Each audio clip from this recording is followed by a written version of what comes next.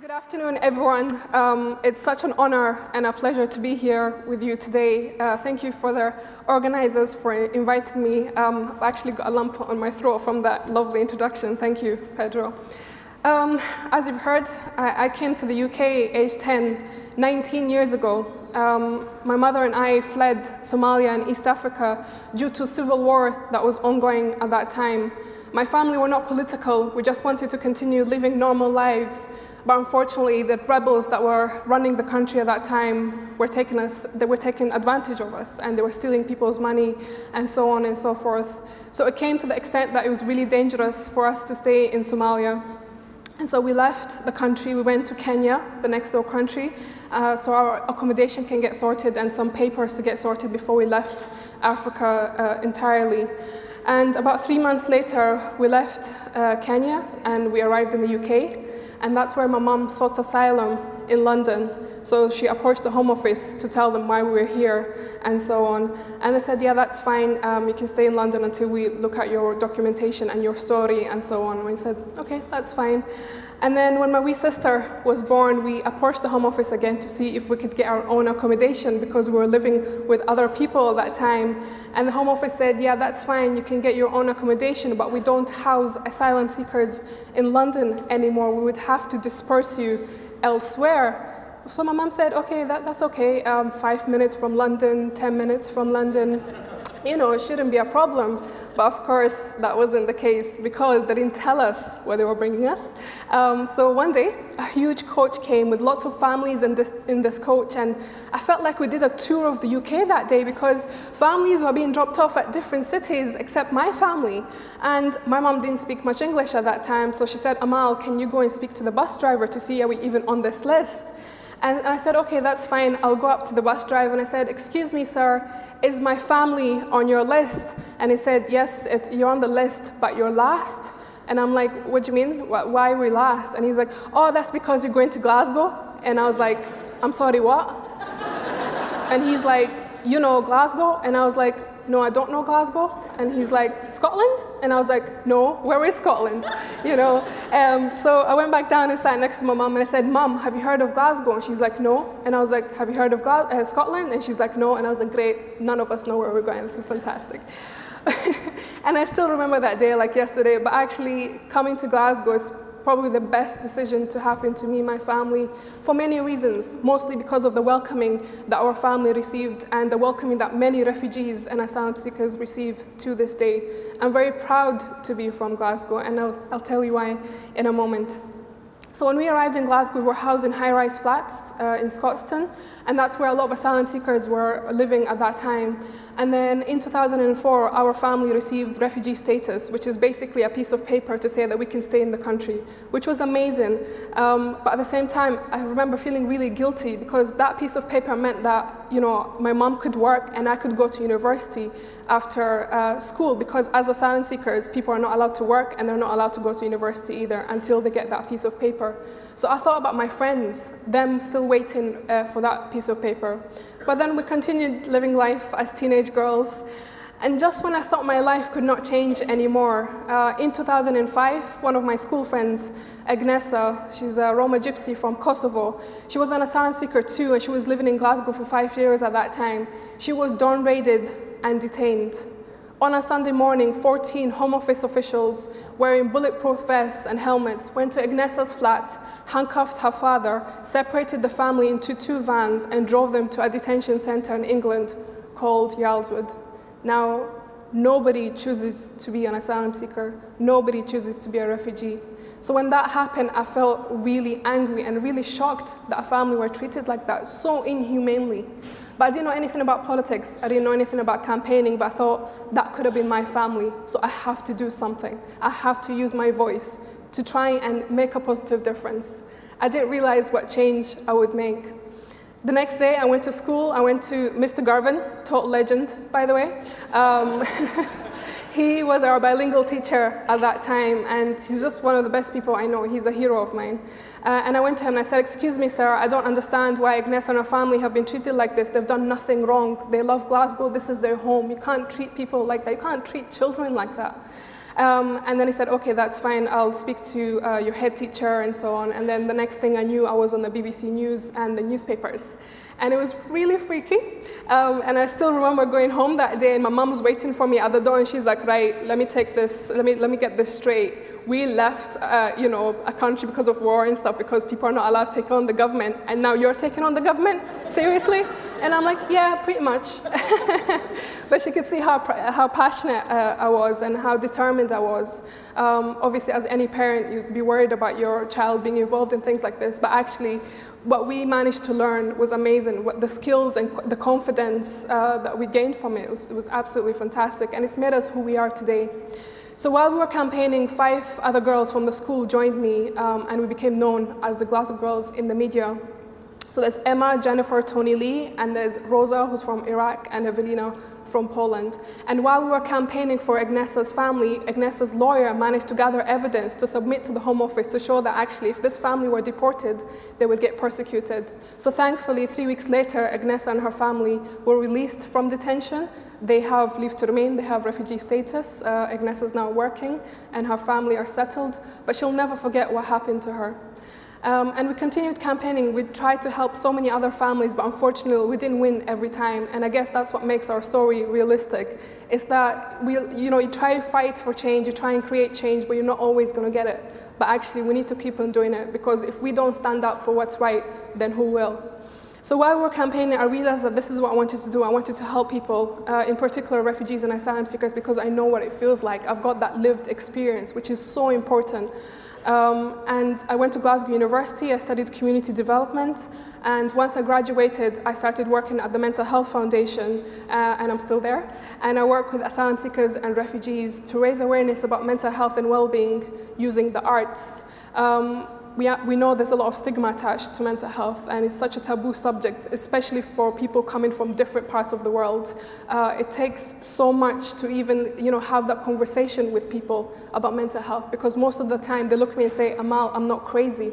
And it's like, no, it's not about that, and trying to explain it in kind of basic terms. And actually, mental health itself, the term itself, does not exist in many languages. For example, in Swahili, it's maradhi ya kichwa, which is basically the sickness of the brain, right? And people are like, we don't have that, So it's actually trying to use art, trying to use things that are creative to raise awareness about this, because as you can imagine, people suffer from post-migration trauma and pre-migration trauma, and a lot of the times actually it is post-migration trauma because of the asylum system. There's no time limit. People don't know how long they have until they get that piece of paper, or they may be deported as well, even if they've been living here for 10 years or 20 years. One of the most inspiring people I know is a young woman called Jan. She's been seeking asylum for 24 years. She came when she was 13. She's in her 30s now. Imagine not being able to work or go to university. You're not going to get that time back, but she's one of the most amazing people I know. She's just, when you see her, she's always smiling, and I think, I can't imagine what that must be like, which is what motivates me to do what I'm doing. And I think as individuals, we all have the power to do something. We all have the power to make a difference. We all have resources, we have different skills, and it's about utilizing that to create change, no matter what post you have. I mean, I was a schoolgirl, from a country that, had no rights. I came and I was seeking asylum and so on, but I managed to make a difference to someone's life. And I don't know how many other lives we've managed to change, but actually I really hope what people take away from our message, our story, is that anybody can create change. It's great that the theme for the conference is people make change, and it is true, because change comes from us. One person can start it, and then it's all of us coming together and moving forward together to achieve the goal that we want to. I always think about what my life would be like if I was back in Somalia, and it scares me. That's why I want to make the most of what I have. That's why I want to fight as much as I can for what's right, for justice, for equality, for human rights, and also trying at the same time to spread love, compassion, and kindness. Because sadly, when I look at the media, it makes me cry to see all the negativity and all the hate that's going on. But we can change that. And I know that so much good stuff is happening in the community. We just need more voices and more people to come together. And we need people like you to believe in yourselves that actually, no matter what you do, you can make a difference. Because if we don't stand up for what's right, then who will? Thank you so much for listening, and enjoy the rest of the conference. It's great to be here, and very nice to meet you all. I think it's important here this conference takes place in Scotland, and maybe what I've got to say relates to Scotland. The international headquarters of the Homeless World Cup is here in Scotland. But also, as Pedro said, I'm chair of Sportscotland, which is the national sports agency here in Scotland. And that agency sits underneath the health portfolio, and more exactly underneath the Active Scotland portfolio. Every country in the world at the moment has challenges around inactivity, and sport obviously has a role to play in making people active. And so we sit within that overall policy direction from this government. And we are very, very ambitious. As far as we're concerned, we want to be the leading country in the world in terms of sport. We're developing a system where, yes, we win medals, and yes, we win trophies, and yes, we want to win more, but actually we are active among school children at grassroots level, in communities all across the country, using sport as a method of getting people active, improving our mental health, our well-being, and our physical activity.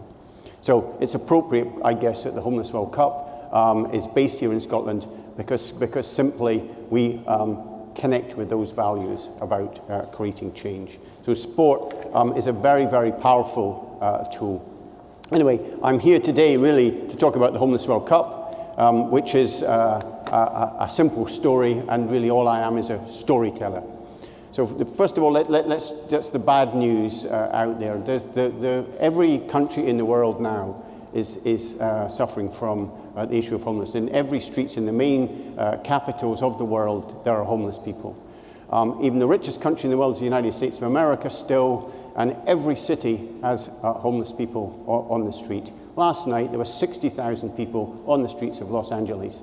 It's an outrageous situation, and something that I believe, and the colleagues I work with believe, shouldn't be happening at all in this modern world. There is absolutely no reason why anybody should be homeless in this modern world when we have the wealth that we have and our ingenious ability to create internets, to create amazing data that we can use constructively, and yet we still have people who are homeless. So we shouldn't have any. We came up with this concept and this idea in 2003, myself and a colleague, because we love football. We knew that football was an international language that people understood. We knew that it was a very, very simple game. We knew that it was a very inexpensive game to get involved in. And so quite simply, we encourage homeless people to get involved in playing sport, playing football. Our vision really is a world without homelessness. That's what we want to do. The aim of the Homeless World Cup is not to exist. So there's no homeless players. We are some way off that, but we are determined to reach that goal. And then Desmond Tutu says everyone should have a home. It's not a right. It's not a privilege. It's a right. And so let me just tell you a little about how it works. Very simply, we work in 74 countries in the world. We work exclusively with homeless people. Each of our partners, we have one partner per country. Each of those partners goes into the street where homeless people are and simply asks them to get involved in football. And as I said earlier, it's a very, very simple game. So anybody can play. We could have a game here, actually. It would be really good fun. One ball, half the hall against the other. You can imagine it. But you see already you're laughing because it would be good fun. We can imagine it. So anybody can play, and you can be really good at it, and you can be terrible at it, and you can be in the same team. You can mix it together. Some of our African partners don't even have a ball. They get plastic bags, scrunch them all together, put a bit of string around them, create a ball, and the ball bounces. And when it breaks, they create another one. So it's a very simple game, very, very easy to get people involved in. So we bring the homeless people together into a team, start them playing football. Lots of homeless people are very isolated on the streets, very, very low self-esteem, self-respect, don't believe anything is going to work for them. And we try to build a family around the football team. And what we see then is a big change in them psychologically. We're trying to change them from a situation from that low self-esteem so that they start to have some purpose, even though it's very, very simple, a game of football. Then once a year we have an annual event somewhere in the world. And the players are selected to represent their country in a football tournament which takes place every year. I'll show you some pictures in a moment of what happens at those events, but it's transformational, and the players standing representing their countries in the colours of their home country, singing the national anthem with a great deal of pride. This year we'll be in Cardiff, if any happen to be around at the end of July, beginning of August. 48 men's teams representing 48 countries and 16 women's teams taking place, and I advise anyone to come along.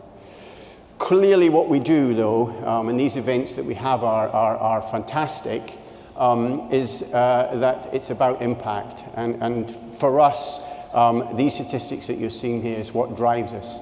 As Pedro said, we work with 1.2 million people since we started, and a huge percentages have changed their lives completely. Come off drugs, come off alcohol issues, have been able to get into houses, jobs, gone to college. A lot of them stayed in the sports industry, actually changed their lives as a result of getting involved in a simple process of getting involved in football. Our partners around the world obviously create pathways with them for whatever the challenges they may have. It might simply be housing or work, so they can get off the streets. So it's very, very powerful, and it's about those homeless people that we work with. It's about changing their lives, but also we create other change. We create change in the people who come and watch. So believe it or not, thousands of people come along and watch the Homeless World Cup every year, and guaranteed they change their whole perception of what the stereotypical view of a homeless person might be to them. Because now they're not seeing people necessarily begging in the street as the media will portray it, but they see people playing for their national country and scoring goals and saving goals. And so that's a change. So we basically say all we've done, if you like, is change the scenery where they are. So if you like, I've seen people who will cross the road and keep their children away from a homeless person because they might be violent or sick, which isn't generally true. But the next day they'll be applauding the same person because we've created a pitch in the centre of a city and put some different clothes on them, and now their children are queuing up to get autographs from the players. So we create a major change in the way people perceive homeless people. And then, of course, the third big change that we've had is in the media, because the media is negative towards homeless people. But when the media come to us, and which is quite substantial media coverage, they're positive. So we create a major change in that. The next few slides I have here really are just stories and about our players. This is one of the female players from the Mexico team.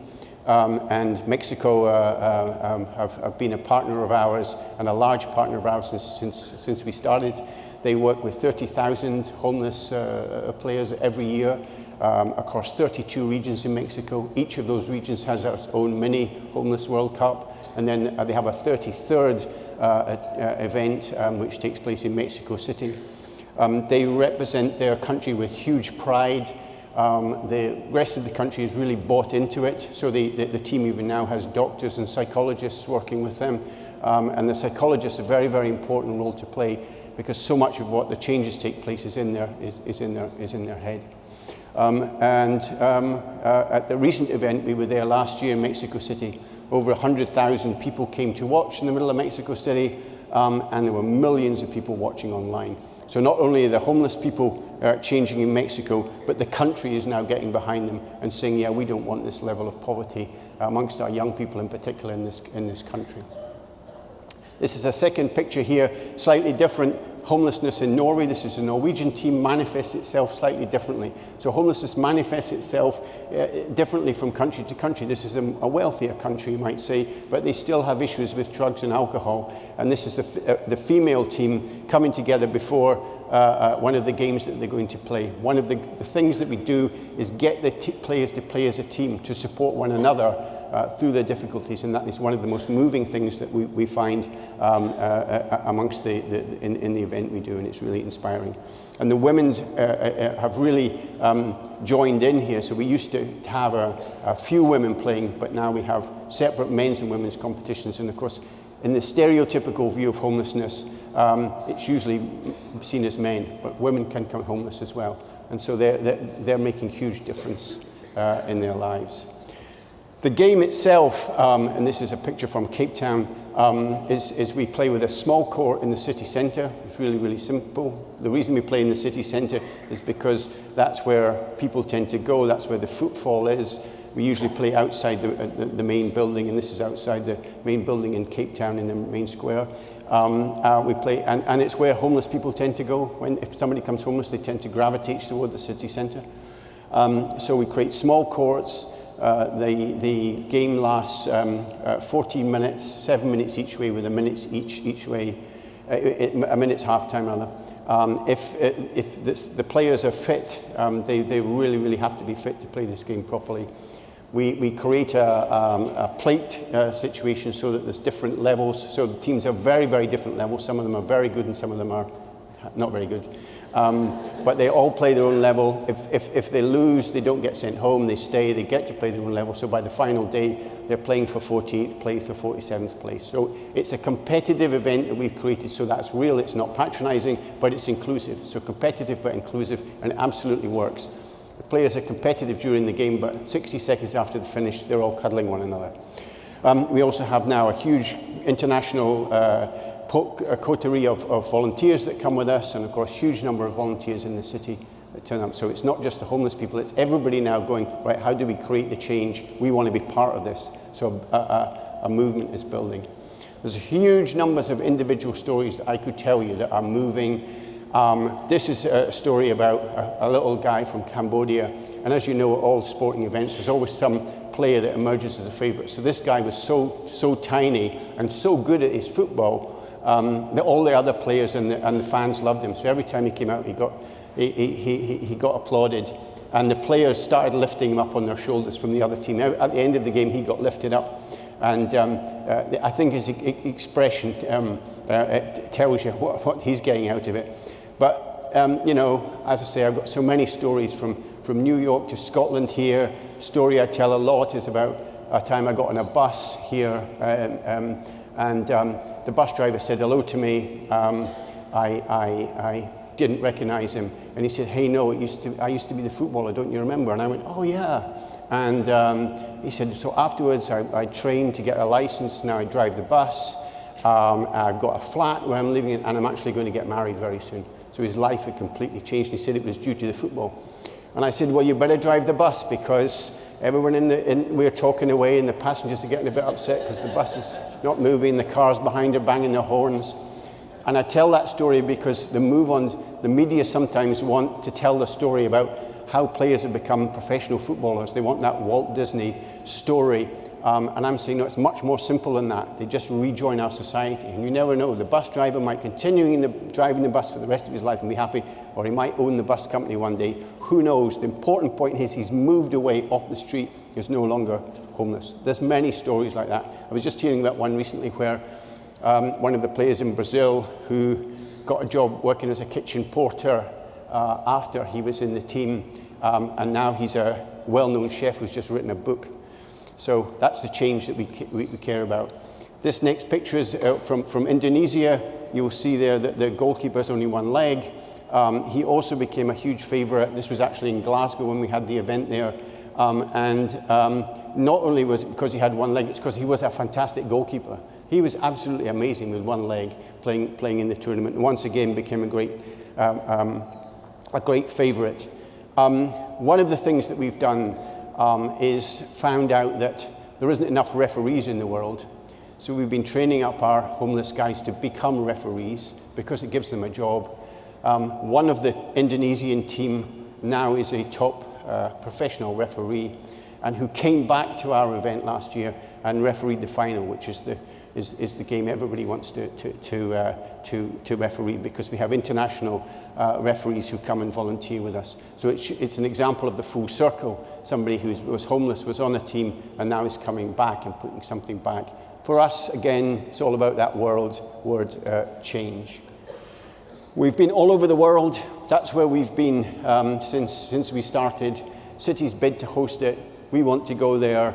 Cities, it's about putting their resources behind change. and showing what their city can do, not only in terms of putting on big sporting events or big conferences like this, but actually saying we want to do something in the wider community, and it makes a difference. There's a little picture of us in Melbourne some years ago, and as you see, there's 1 or 2 people turned up to watch homeless people play football, and that game is between Afghanistan and Russia. And because a sport, you can't make it up, you know, it just happens. And of course, Afghanistan weren't the favourites. They've been going through the competition as not the favourites and kept winning. And what happened? The Russians had a chance to score, to equalise in the last seconds, but missed. And Afghanistan won, and the place went crazy.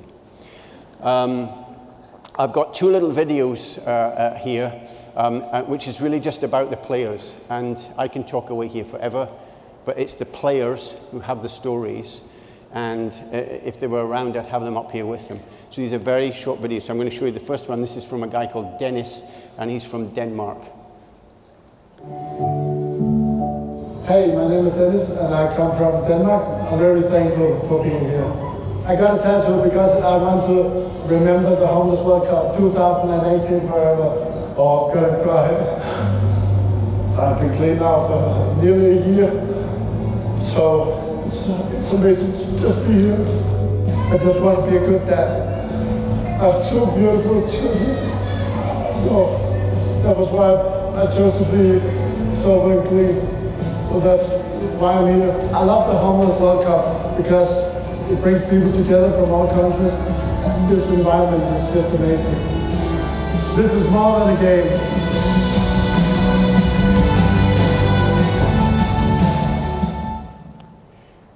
And this is a second video from one of our female players from India. And I just want to mention again about the impact that women have playing in our competition, because to begin with it used to be just about our men's competition. Now it's women. They've added another dynamic to it, which has really enhanced us since they've had their own competition. So this is from Arena from Team India.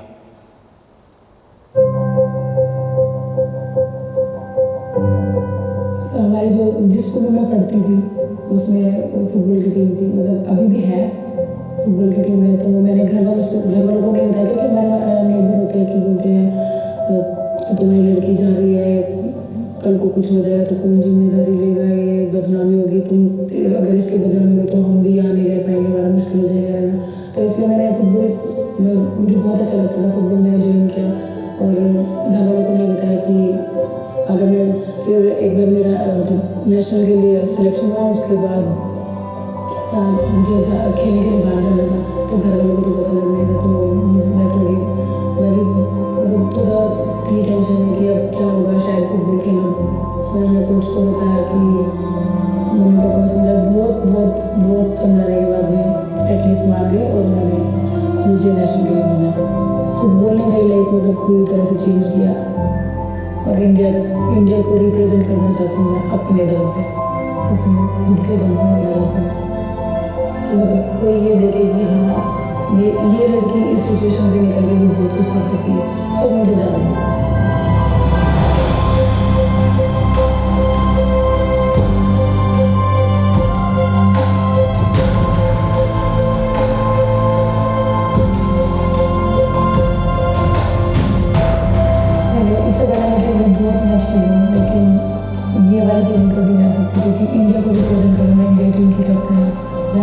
India की captain हूँ, सबसे बड़ी बात है कि मैं Indian captain हूँ, तो बहुत ज़्यादा अच्छा लगता है कि 14 मिनट कभी खत्म ना हो, खेलते रहेंगे।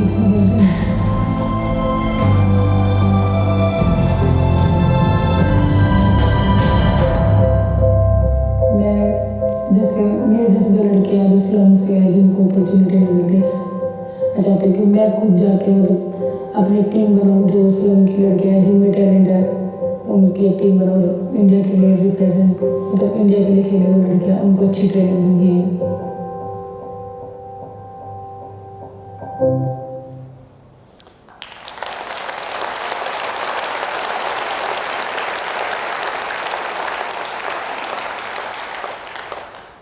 So it's their stories are absolutely brilliant, and as I say, I've got hundreds of them.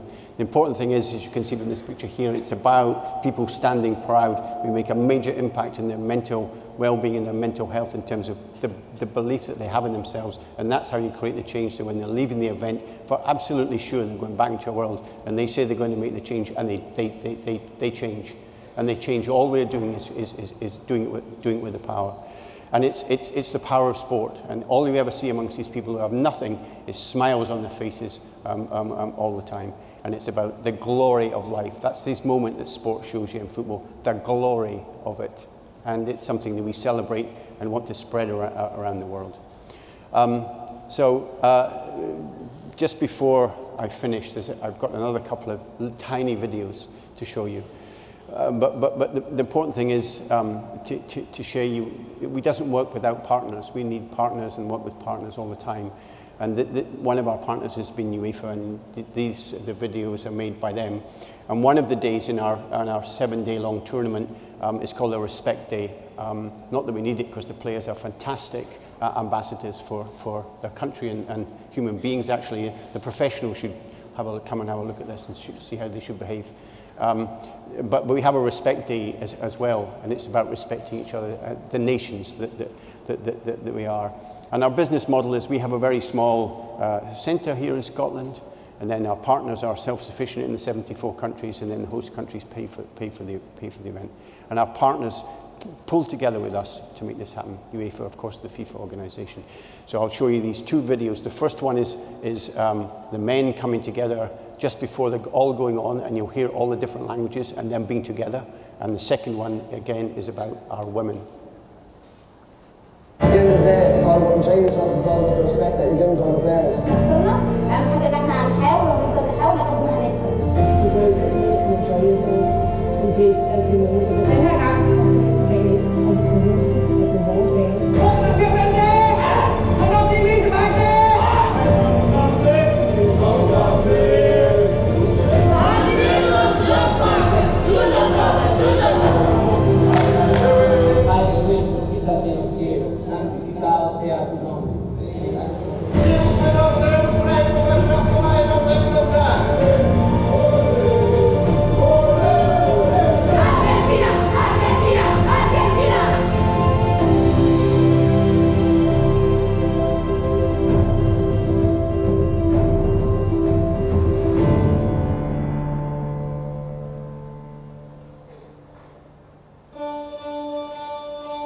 Some people say that women can't play football, that we don't understand the game, that we are, I don't know, too feminine. They say we don't have enough strength, that we can't inspire countries, or we don't have a heart. People say a lot of things.